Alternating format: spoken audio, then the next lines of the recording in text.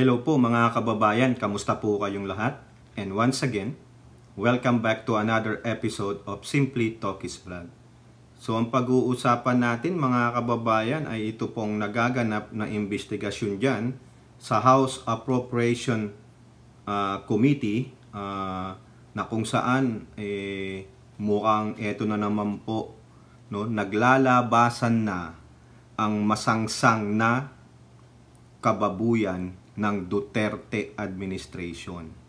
Kasi po, dyan po sa committee na yan, iniimbestigahan nila yung maanomalya na di umanong transaction ng PhilHealth during Duterte's administration.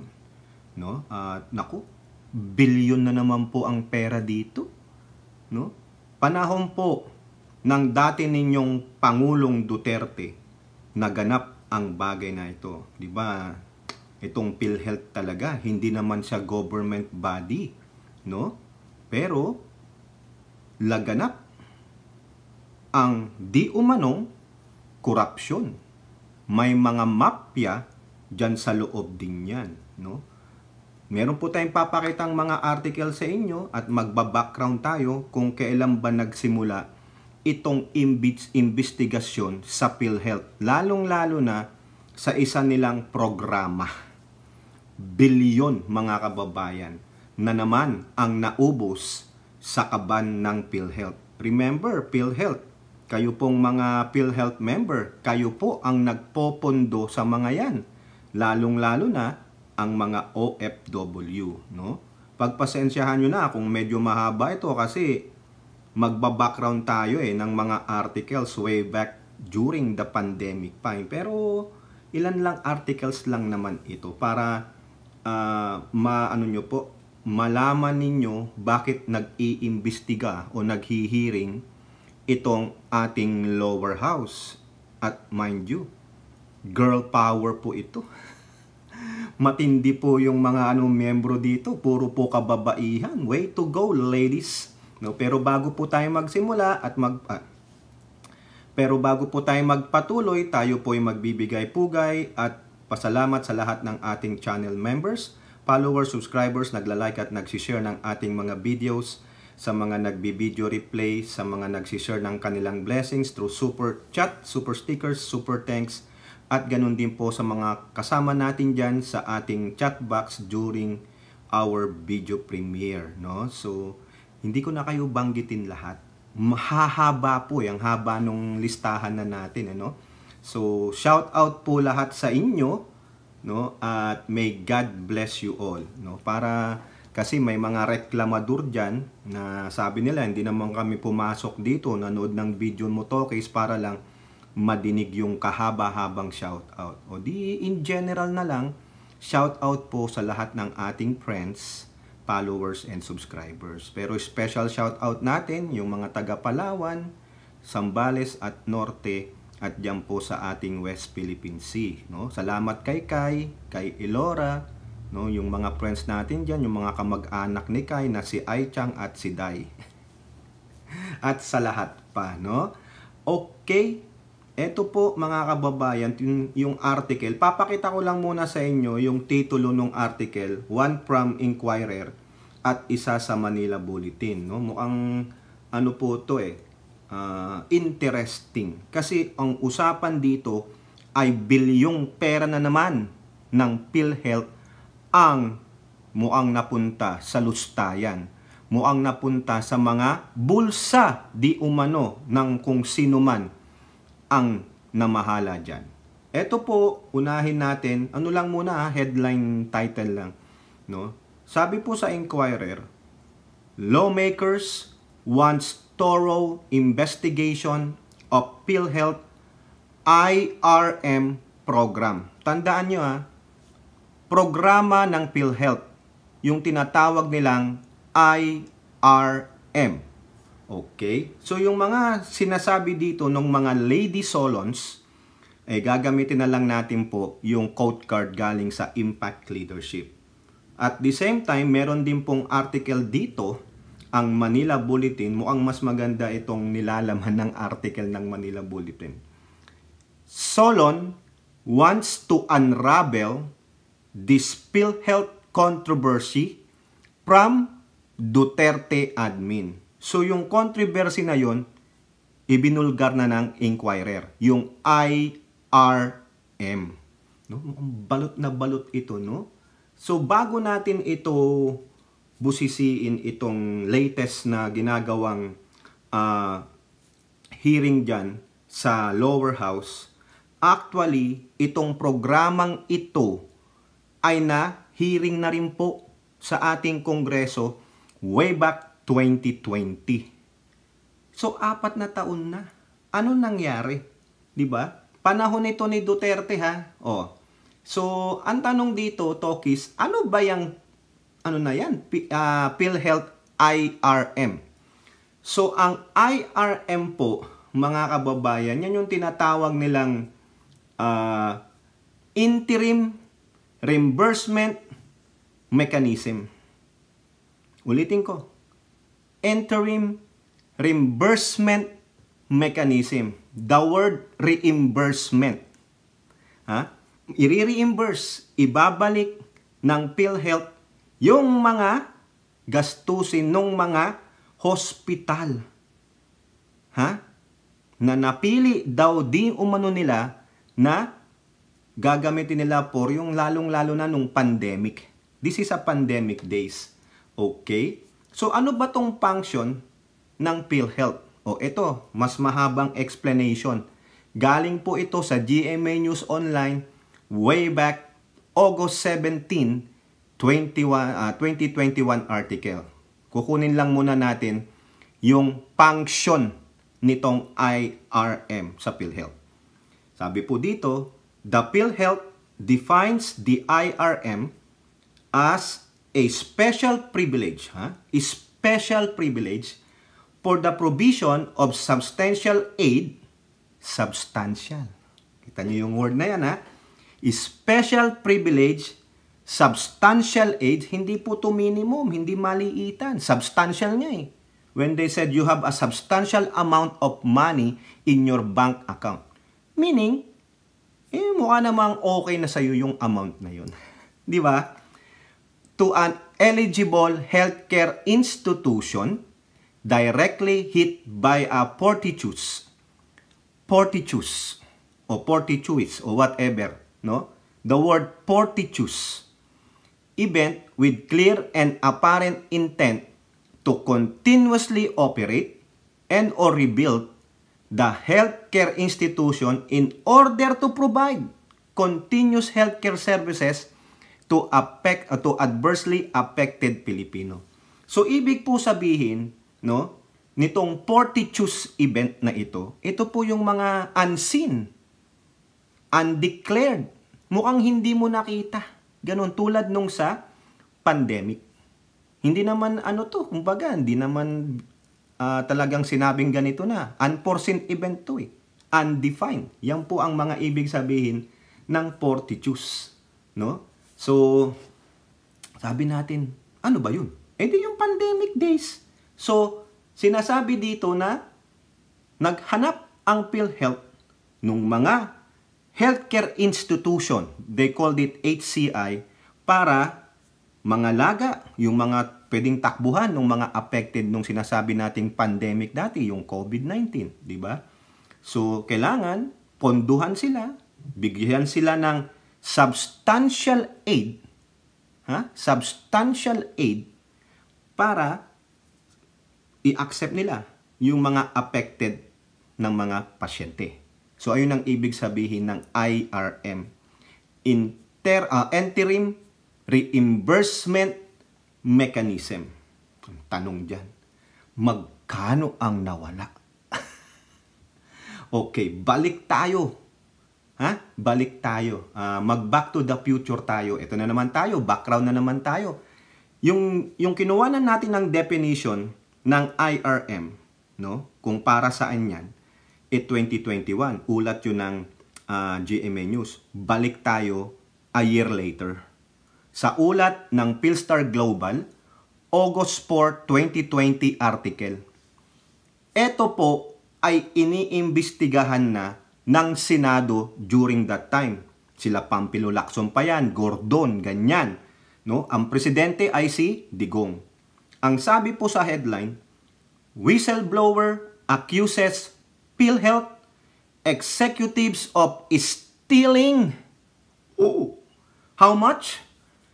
15 billion pesos through fraud scheme. Ano yung fraud scheme nila? No, mga kababayan, may nag-whistleblower, hindi matiis.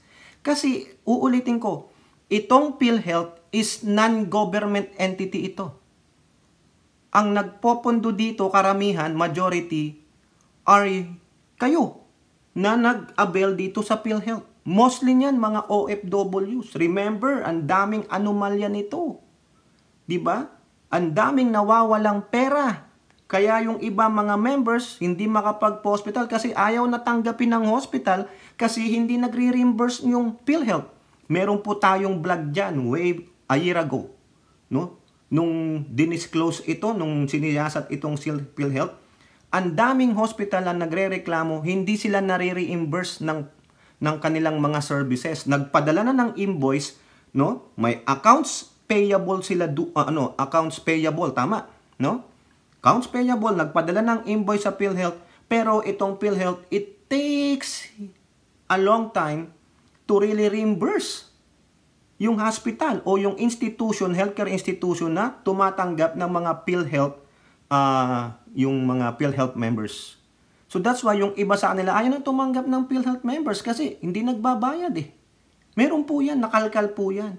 O during that 2020 report dito, may nag-whistleblower na may kumita, may katiwalaan. Magkano? Tignan nyo to PhilHealth members. 15 billion pesos during 2020. Ito, former PhilHealth Insurance Corporation, anti-fraud legal officer, Thorson Kitt, on Tuesday alleged that executives of the state-run agency have stolen 15 billion from its funds. No? Itong whistleblower na ito na nagtrabaho sa PhilHealth, iniskwil niya. Yung mga executives daw, allegedly, di umano, ay nagnakaw ng 15 billion sa pondo. Even though this is a state-run, pero majority of the funds coming from the insured, no? Quote, what we found at PhilHealth is the crime of the year due to the syndication of the distribution of cash advance. The interim, ito na. The interim reimbursement mechanism. Ayun. Diba? Ito yung iniimbestigahan ulit ng lower house through a House Committee on Appropriation, yung mga Lady Solon. Mamay malalaman nyo yung sino yung tatlong Lady Solon. No? The same amount, the same program, interim reimbursement mechanism with the amount of 15 billion pesos. Usapan billion ha, hindi yan libo, hindi milyon. And the repeated overpricing of purchase IT, information technology equipment. Ayun po yung sabi ni Mr. Kitt. According to Kitt, the agency made unwarranted claims payments to select private hospitals amounting to hundreds of millions of pesos. The anti-fraud legal officer's resignation, which cited widespread corruption within the agency, prompted the Senate, the House of Representatives, and Malacanang to launch its own investigation in the matter. So pati yung panahon ni Digong, yung time niya, nag-imbestiga kasi mamaya dito makikita natin paano nag-imbestiga itong DOJ na ito. Okay? So, sabi dito, COVID-19 response. As the Senate launched its own probe on Tuesday, Senator Ping Lacson alleged that the agency's interim reimbursement mechanism, which is meant for health institutions hit by calamitous or fortuitous events. O, sinabi ko na sa inyo, ibig sabihin ng fortuitous event. No? Unfortunate, unseen, undefined. Was not being released to the appropriate hospital. Ayun. Kung baga, itong mga ito sa loob ng mga PhilHealth na yun, natuklasan nila, na hindi pala na ibibigay ng tama yung pera sa mga hospital. na sinasabi nilang tumatanggap ng members o ng mga pasyente na kinalaman sa mga fortuitous events like the COVID-19. Di ba? Kung baga, meron silang mga fictitious, mga gawa-gawa na mga pangalan ng hospital, tapos kunwari re-reimburse nila yun. O kaya may hospital silang kakutsaba, hindi naman tumanggap ng mga pasyenteng tinamaan ng fortuitous event or undefined, unseen, unforeseen event. Kunwari, reimburse. Sabi ni Kit, millions of thousands of pesos. Ayan. Meanwhile, according to the senator, PhilHealth released hundreds of millions to dialysis centers and maternity care providers but could not release 19 million to the hospital ng Maynila which was accepted COVID-19 cases. Correct. Bakit ka magre-release ng pera dito sa mga dialysis center, sa maternity na hindi naman nag-aano ng kanilang mga yung time na fortuitous event. Kaya nga fortuitous event, hindi mo alam no? Unforeseen. Di ba? Calamitous. Wala Calamitous ba yung dialysis center? Calamitous ba o fortuitous event ba yung maternity? O di kaya nabalian ng mga parte ng katawan? Hindi. Di ba? 19 million during that time, ang hindi nila ma-provide sa hospital ng Manila na siyang nag-take care sa mga COVID-19 patients. Meanwhile, sabi pa dito, he plugged that the agency released 45 million in funds to Braun Abitum Philippines, a company of dialysis centers. There's something fishy about that during that time. PhilHealth President, ito po yung matinding tinamaan ito kasi ito yung mamayang mababasa natin, no? CEO Ricardo Morales defended this by saying that the company was turning away patients due to lack of funds. Lack of funds pa kayo? Totoo ba mga PhilHealth members? Do you believe that? Lacson, however, refuted this, saying the funds should not have been taken from the interim reimbursement mechanism which is meant for calamities. Biruin nyo yung sabi ng CEO, lack of funds pa daw ang mga kupal, kaya kukunin daw dun sa interim reimbursement mechanism. Para-paraan din mga kababayan, di ba? Para-paraan talaga. PhilHealth officials said that 14.97 billion of the 30 billion allocated budget for the IRM had been released as of July 31. Yan. July 31, almost 50% na ng 30 billion ang nai-release. Pero sinasabi dito, saan napunta? Hindi naman napunta doon sa mga appropriate na mga healthcare institution na nagpro-provide ng calamitous or fortuitous events sa mga pasyente. Di ba? Tama, mali. Baka naman hindi COVID. Sinabi nilang COVID. Sige, COVID yan. Inubusin ipon. COVID. Ganun. Para makakuha ng kwarta. The hospital ng Maynila has since been temporarily closed due to surge in COVID-19 infectious among staff. Kawawa naman po yan. Ito pa sinasabi nung Mr. Kit, overpricing ng IT budget.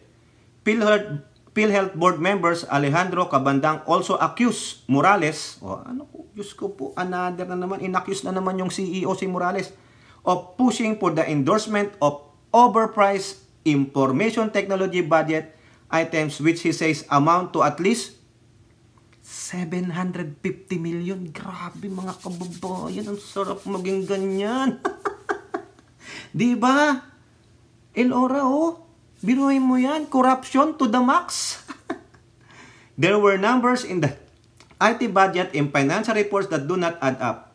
I brought it up with the board, but the most frustrating part is the management seems to be tolerating such acts. Wow!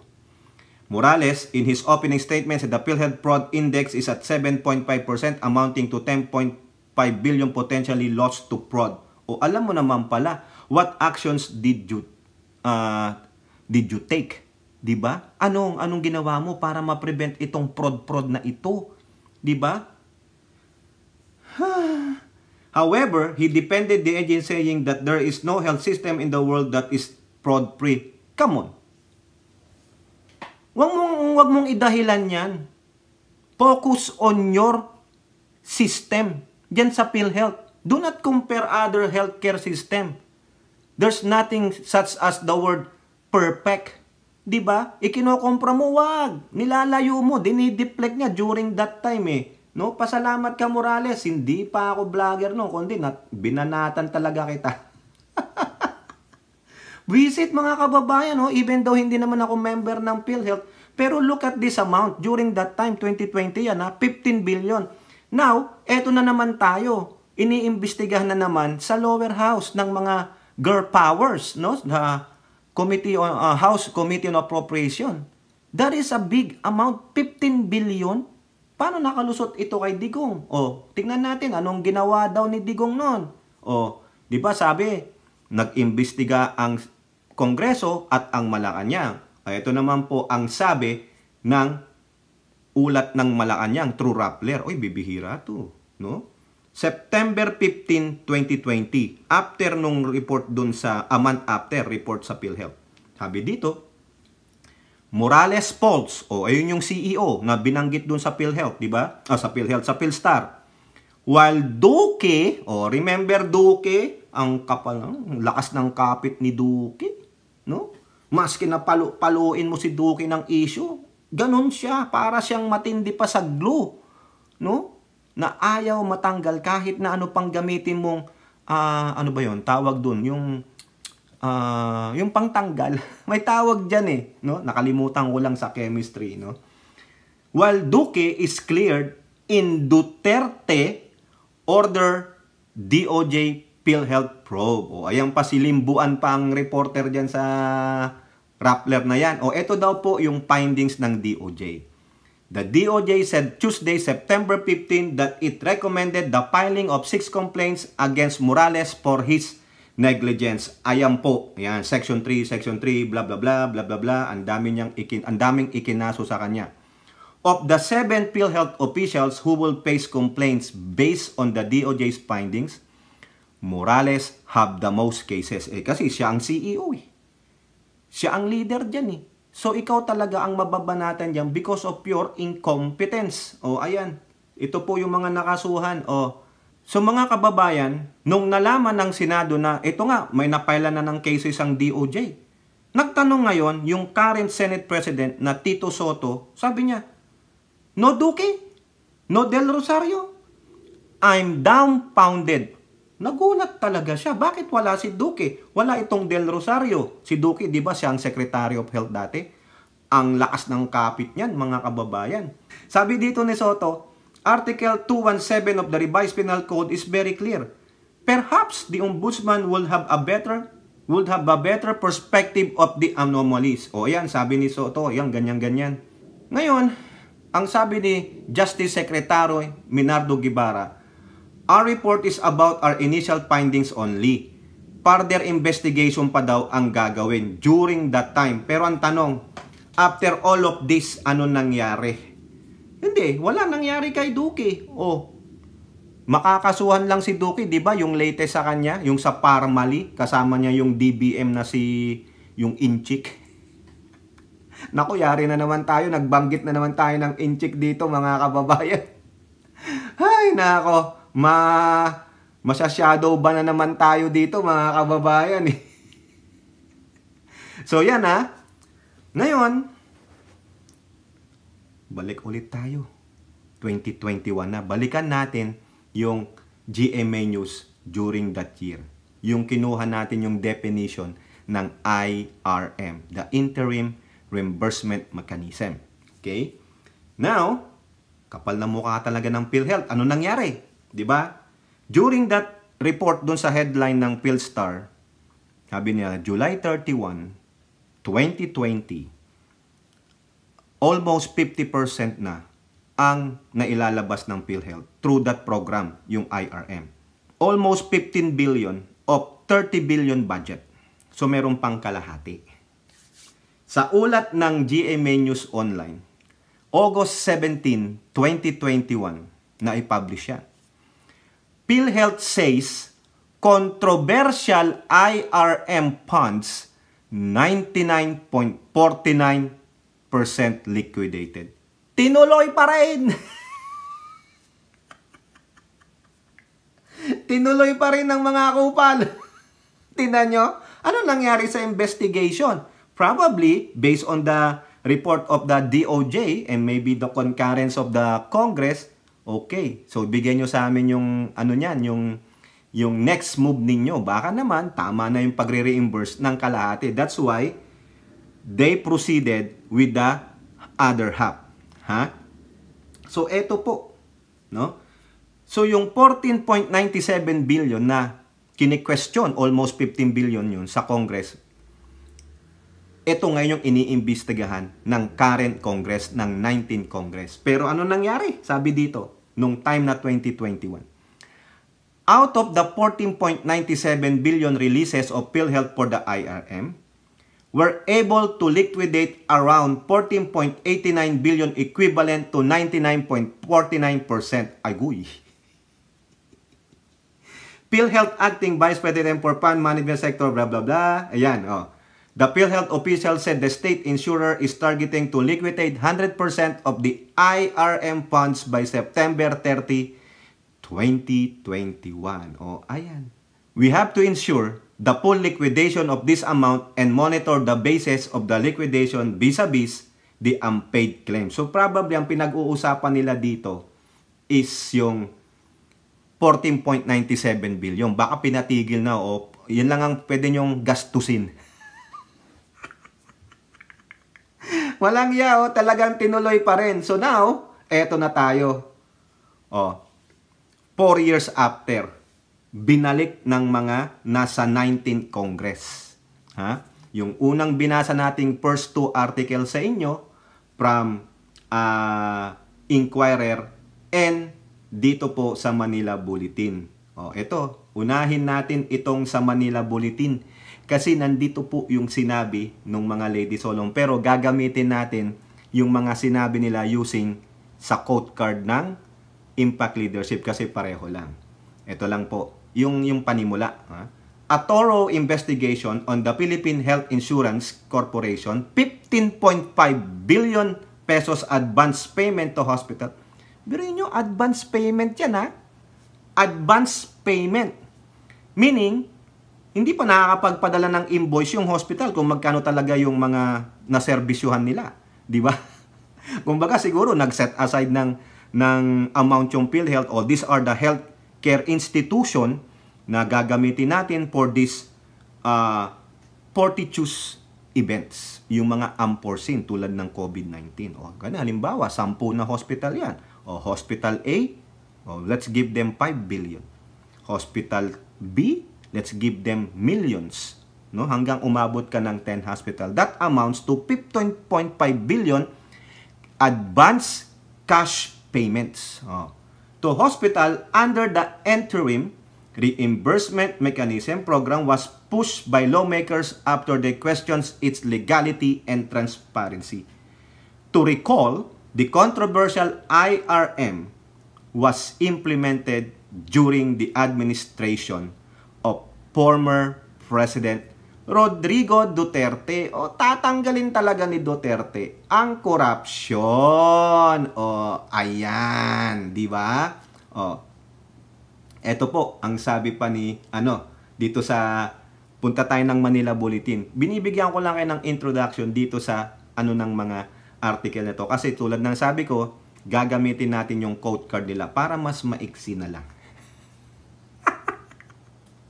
Ito, both minority and majority congressmen, sama-sama na sila, ha? Sino ba yung minority? Kasama diyan mamaya si Arlene Brosas.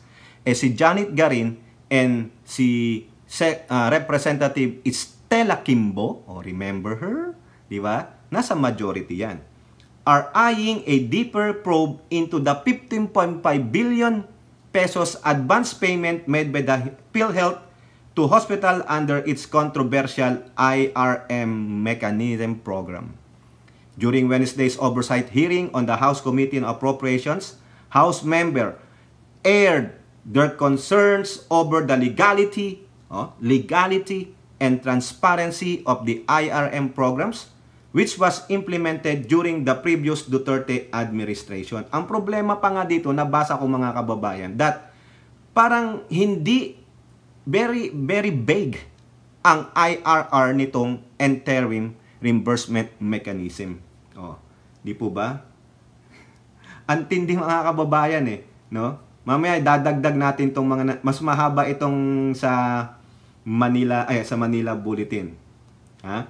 Ngayon, puntahan natin mga kababayan yung mga quote cards nitong tatlong Lady Solons, mga girl power.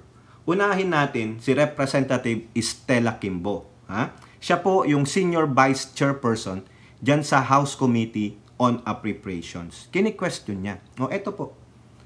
Nagkaroon din tayo ng initial findings na ang pagpili ng facilities na makakatanggap ng IRM o yung Interim Reimbursement Mechanism ay tila walang naging connection sa COVID patterns.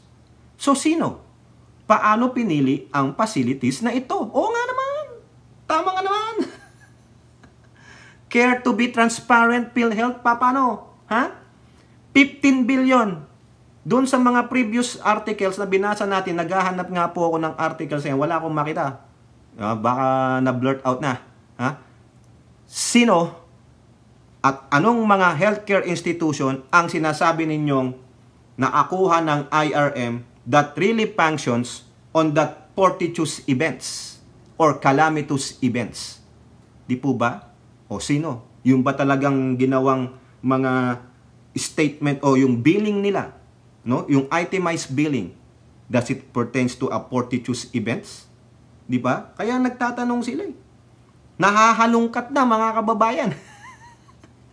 Mamaya sasabihin na natin to, sunod-sunod na to, no? The London Bridge is falling down talaga. Just like Duterte, build a castle, but the castle was built, use is anong ginamit sa pag-build ng castle? Dominoes. Nakita nyo yung mga nandyan sa mga YouTube o social media, yung mga artist ginamit ang domino? O, ang ganda. Pero nung natapik yung isa, natumba, ayun na. Synchronized falling down na, no? Mamaya-maya, anin natin yan, no? So, nagtatanong po si Stella Kimbo. Sino? Paano pinili ang facilities na ito? Care to explain? Naku, mayayari na naman dito yung Morales na yan. Mukhang wala na yata siya no? Ang masasamon dito ay yung mga current PhilHealth board members. Sabi nga nung former nila 'di ba, yung insurer, ha? Si Mr. Kit, no? Nag-quit siya kasi he cannot fathom, no, yung legal way of stealing money. Tinawag na legal, no? Tangina, hindi nga, fraud nga Pag nanakaw yan, graft and corruption yan, fraud. Puta, alam ko, pinopondohan din tong konti ng, kasi state run Baka mapinopondohan din ito ng gobyerno. Tapos may pinopondohan din ng mga members. So therefore, ang daming pera ng PhilHealth. Kumbaga, cash cow nyo ang PhilHealth Why do you have to do that? Tapos sisisihin nyo that wala namang perpektong insurance. Ha? O medical insurance na country, na sistema. Gunggong pala kayo Sino ba nagsabing may perpektong healthcare insurance o system? Wala. Even dito sa Amerika, hindi po perpekto. May mga loopholes. Ha? Kami nga, sa insurance namin, 80-20 kami. No? 20%, namin yun? Co-payments. No? Kailangan masatisfy muna namin yung ganito bago kami magbayad ng 20%. And then pag may mga major ganito, you have to cover 20% of that. Ang babayaran lang ng insurance ay 80%. No? Ngayon, kung meron kang secondary or another insurance, better. Pero ang mahal po. Ang mahal ng premium ng mga yan. O di kawawa itong ating mga manggagawa na nag-avail dyan sa PhilHealth. Di ba may mga tier pa yan, yung mga level? Tapos ngayon, nag-increase pa sila ng mga premium. Di ba? Hindi ba kayo nagtataka? Sasabihin nyo, sisisihin nyo yung imperfect healthcare system sa bansa? Gago kayo Kumbaga, dinideflect ninyo sa ibang bagay yung katarantaduhan ninyo. No, ayaw nyo lang aminin na kayo ay you pocketed such amount of money. Si Janet Garin, dating DOH Secretary. Ano ba ang ginawa? Ang ginawa noong nakaraang administrasyon, ginamit ang pera ng PhilHealth.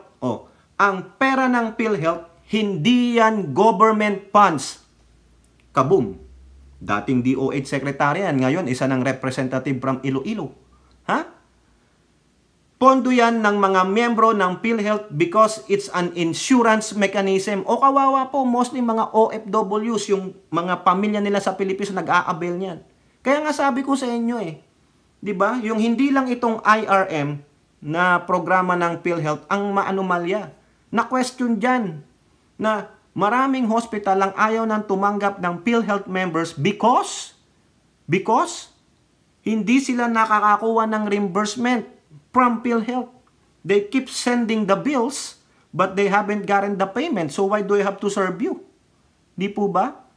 Kasi sa atin minsan pera muna bago serbisyo dito, I hate to compare, pero dito sa Amerika, bawal yun. Pag tumakbo yan sa emergency, hindi sasabing, bayad ka muna, cash o card. Hindi po Pag talagang emergency yan, pasok mo yan. Saka na, paano, niyan, ang pera niyan. Yung information, kukunin na lang dun sa kamag-anak o dun sa nagtakbo. Kaya nga, di ba yung mga EMT, what's your name? Ano ka na, ganito, kinukuha lahat ng information para pag unresponsive o hindi alam nung EMT nang magsusupply nun. Mga medical assistants na magsusupply. Di ba? Emergency personnel. Ganun. Sa atin, kung wala kang pira muna, hindi kasi silbihan. Marami pong ganung hospital. Kumbaga, money down. Bago magserbisyo. Di ba? Ngayon, paano na? Ang nagpopondo sa inyo, majority ay mga members ninyo. Tapos, maglulos kayo ng billions o thousands of millions o millions of thousands of pesos. Sinong ninanakawan ninyo? Dapat i-lifestyle check lahat kayo dyan. Mahiya naman kayo. Yung mga OFW nagpapakahirap, nagpakapandamatay. Minsan hindi na makakain, kaiisip kung paano susuportahan ng pamilya. Yung iba naman na sa Pilipinas, sige, kayod lang ng kayod. No? Para lang magkaroon ng ganitong tapos malalaman mo, pumunta ka sa hospital, PhilHealth member ka, hindi ka maserbisyuhan. Di ba? You were turned away because of this. Meron yan akong vlog dyan. Natapik na ngayon, tinatapik ulit nila kasi they wanna know the extent of corruption during Duterte's administration. Di ba? Pinabilib tayo digong, aalisin ko ang corruption sa aking administrasyon, mga putang ina ninyo. Ganun din pala, hanggang bibig lang, wala nangyari, di ba? Lahat ay puro kasinungalingan. Ayan. The first question here, was it legal? And I believe, Madam Chair, that is something this committee should look into kasi dapat iniingatan ng PhilHealth ang pondo ng mga miyembro. Hindi nga Madam Chair, cash cow po nila ang PhilHealth. Cash cow. It's time to milk the cow again. Ayan, kaya baka hindi lang 15 billion yan, hindi lang 15.5. Di ba? Eto. Yung si Arlene Brosas, alam ko maraming galit sa inyo dito. Ang sabi niya, ganun pa rin. Ang allegation ay 15.5 billion pesos na binulsa umano ng PhilHealth officials through fraudulent schemes. Pinautang sa mga negosyante and hospital owners itong budget na ito, pero sana sa emergency fund para sa mga natural disasters. Meron na rin ba naging liable? Baka maaari na nating makuha ang report nila. Dapat may institutional memory ang ating PhilHealth. Di ba? Kaya nga natin sila pinapatawag kasi gusto natin itahi ang mga nangyari noong nakaraan hanggang ngayon. Yung mga issues na yan, they will hound us. Correct. Kawawa po ang mga miyembro Kawawa Sila ang nagbo-burn ng grant nung katarantaduhan nitong mga opisyal ng PhilHealth. Ayun pa. Ano pang mga pinagsasabi dito? Ito, yung committee na. The committee then decided to summon previous PhilHealth officials to provide more insights into the program. Ito po yung sinasabi dito sa Manila Bulletin. Quote, kung hindi tayo masasagot ng current officials ng PhilHealth, maybe we will be enlightened kung ipatawag natin ang previous officials, sabi ni Brosas. It was confirmed that PhilHealth's president and CEO at that time ay si Ricardo Morales, yung kinasuhan ng sandamakmak ng DOJ nung time nung 2020. A retired Army General, nako Diyos ko po, acting on a motion by Garin, the committee also ordered PhilHealth to submit all pertinent documents released to IRM. PhilHealth should provide this committee with all the pertinent documents, including minutes of all the meetings conducted related to the conceptualization up to the implementation of the interim reimbursement mechanism. O, ayan po. Ang tanong ko dito, since ito ay naimbestigahan na ng Congress noong 2020, pwede ba nilang gamitin na lang yun? Di po ba? O baka kulang pa yun? Kasi hindi naman sinabi dito kung sino yung mga napili di umano ng mga hospital na binigyan ng IRM. O, so nakita nyo mga kababayan. Akala ko walang korupsyon. Meron pala. At take note, billions. Ha? Talagang napagkakitaan ng malaki ang pandemic. Di ba? Parmali, 42 billion. PhilHealth, 15.5 billion. Ano pa ang mga napagkakitaan nyo ng mga bilyong piso, ha, na pondo ng bayan? Di po ba?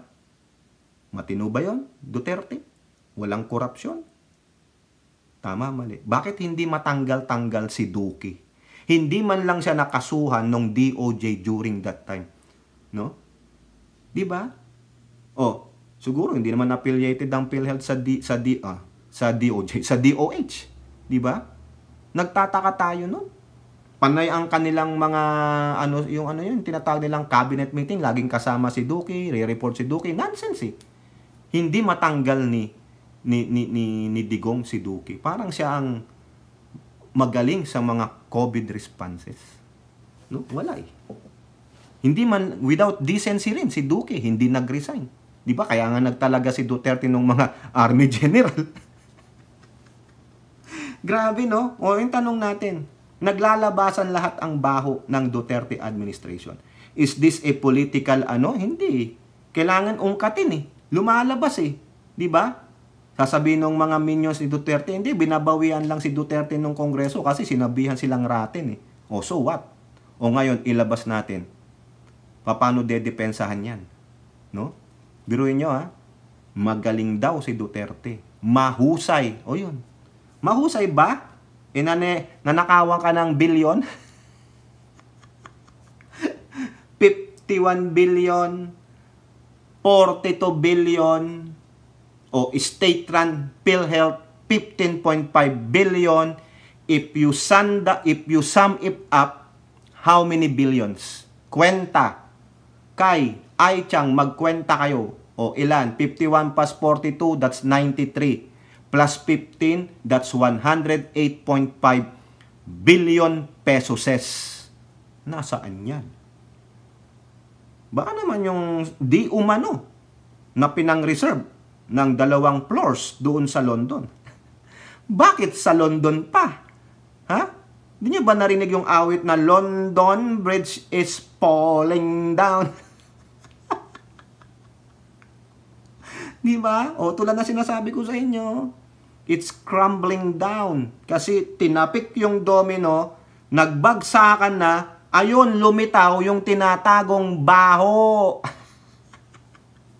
Bakit kasi, ang ipinomprontan ninyo, ang pinantakip ninyo sa baho ninyo, sa katarantaduhan ninyong mga punyeta kayo, ay domino.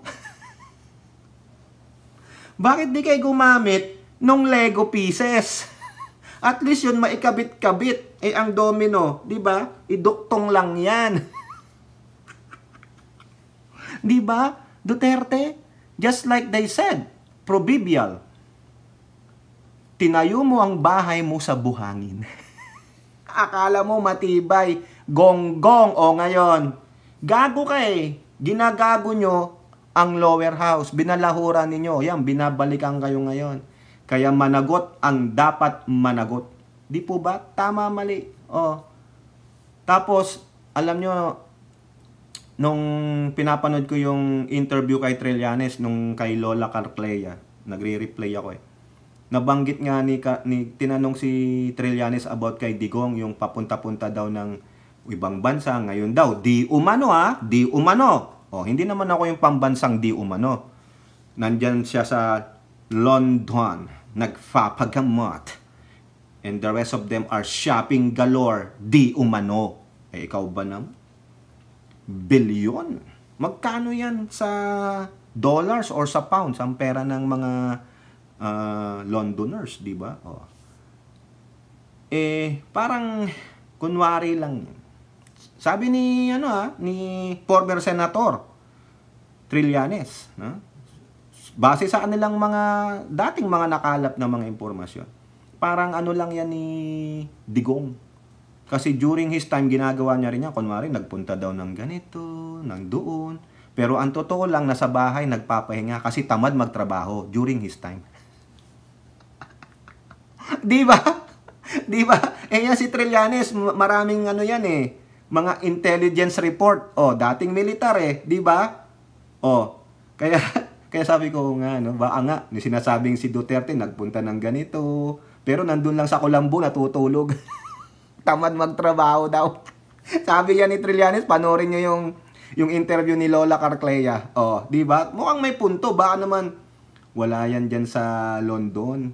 Nandoon sa rest house niya sa Davao, yung multi-hectare niya na ang tanging makakapunta lamang doon ay helicopter. Meron po yung video, sinabi niya yan. Oh, yung sinasabi niyong, ganito lang ang buhay ni Duterte, yung gate nila, ganitong bahay nila. Tanga, may rest house, ang laki-laki. At tanging helicopter lang ang makakapunta. O, di ba? Tangina nyo, ginoyo nyo kami, mga gago kayo, mga mapaglinlang. Tama, mali. O, kaya ngayon, lumabas. Whether it's a political thing itong ginagawa nung sa lower house, I don't fucking care. No, ilabas nyo yan. Anomalya yan. Politically motivated or whatever for transparency and accountability. Whatever you call it, I don't care. Ang mahalaga, mailabas nyo ang katotohanan. Katotohanan tayo dito. Kaya, mga lady solon, keep it up. Ilabas ninyo ang katarantaduhan at baho ng Duterte administration. I-unmask po ninyo, i-unmask ninyo. Yung ba sinasabi nilang the man in an iron mask? Tanggalin nyo na yung mask niyan para makita natin ang katarantaduhan nila. Ginago nyo ang Pilipinas, lalong-lalo na sa West Philippine Sea. Diba? O tama naman, may agreement nga sila ni Xi Jinping, tapos sasabihin nyo walang agreement. Whatever agreement is that, it is still an agreement. And we come to find out that agreement is very disadvantageous to the Filipino people, especially to the places where we have those exclusive economic zone na yung mga mangingisda at mga naninirahan sa mga lugar na iyan ay napeperwisyo ang kanilang kabuhayan at ang buhay nila ay at stake. Nanganganib ang buhay nila sa mga banta, pangbubuli, panghaharas ng mga Chino. O, di ba? Ganon. Ano ginawa ni Digong? Wala. Anong sinasabi nila ngayon? Wala. Nananahimik sila. O, tingnan nyo na lang yung mga kababayan kong taga Masinloc, Zambales. Diyan sa Palawan. Buti ang Palawan, lumalaban. Pero ganun pa rin. They are risking their lives for their kinabukasan, yung trabaho nila. Pero sila Digong, yun, palondon-london. Kung totoo man yun di umano. O, di ba? Pasarap buhay. Pero yung mga kababayan nating mangingisda, dyan sa West Philippine Sea, buwis buhay. Di ba? Di ba? Tama, mali. Kaya, wag kayong yung mga minions ni Duterte, kayong mga nagsasabi sa amin ng mga bayaran, patrols, gago. Kayo ang gago. Dahil yung amo ninyo, hanggang ngayon, walang masabi dyan sa panghaharas, pangbubuli ng China. Puro na lang anong sabi nung anak niyang kupal na mayor ng Davao? O merong quote na naman dyan. Pepetayin ko kayong lahat, kayong mga criminals dito sa Davao. Hindi gawin mo. 'Di ba? Ubusin mo na lang kaya yung mga nandiang mga ano, kung totoong kriminal, hindi ubusin mo and then we'll find out. Ha? CHR is coming. Walang pagpapahalaga din sa buhay 'di ba? Lahat ng buhay, it should be treated fair, 'di ba? Kung dapat ilagay sa korte, humarap kayo sa tamang forum. Kaso, sasabi kayo ng ganyan, hindi naman kayo makaharap sa tamang forum. O sino ngayon ng mga kunwaring matatapang? Ayun pala, mga duwag. O, di ba? O, kayo po mga kababayan, anong masasabi nyo dyan sa ginagawang investigasyon ng lower house dyan sa House Committee on Appropriations nila Stella Kimbo and their members about the anomalous, di umano, na programa ng PhilHealth na interim reimbursement mechanism that disburses advance payment to this healthcare institution that will take care of this fortuitous event or calamitous events na naapektuhan. No? Ayun nangyari. They're investigating a loss of 15.5 billion pesos na galing yan sa bulsa ng mga members. Okay, kayo po. Comment down below and don't forget to like and share. Hope to see you on our next videos. Bye-bye. God bless.